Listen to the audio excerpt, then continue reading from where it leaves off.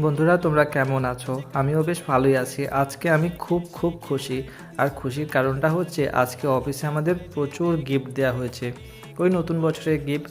এগুলো কয়েকটা diary, pen, খাতা হলেও এগুলো কিন্তু ভীষণ ভালোবাসার আমার কাছে। আমার খুব ভালো লেগেছে প্রত্যেকটা উপহার। আর এই ভগবান শ্রীকৃষ্ণের ক্যালেন্ডারটা ভীষণ সুন্দর ছিল, মানে আমার ভীষণ ভালো লেগেছে। আর আমাদের অফিসের এক ম্যাডাম আমার রান্না দেখে খুশি হয়ে এই প্লেটটা আমাকে উপহার দিয়েছে। কি বলবো, মানে এত যে ভালো লেগেছে আজকে সেটা বলে বোঝাতে পারবো না যখন কেউ এরকম ভালোবেসে উপহার দেয়।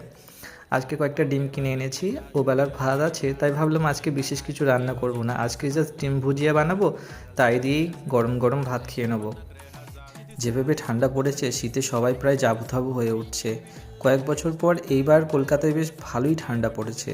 ঠান্ডাটাকে মাঝে মাঝে এনজয়মেন্টও মনে হচ্ছে, আবার মাঝে মাঝে খুব কষ্টকরও মনে হচ্ছে। তো আমার ডিমের যে অমলেট ভুজিয়া বানাবো সেটা আমার একদম রেডি। তোমাদের কাছে মিথ্যে বলবো না, প্রথমে আমি এটা অমলেটই বানাতে চাইছিলাম, কিন্তু ঠিকঠাকভাবে আমার ভাজতে পারলাম না, মানে ওল্টাতে গিয়ে এটা ভেঙে গেল, তাই আর অমলেট বানালাম না, এটা ভুজিয়া বানিয়ে ফেললাম। কি আর বলি।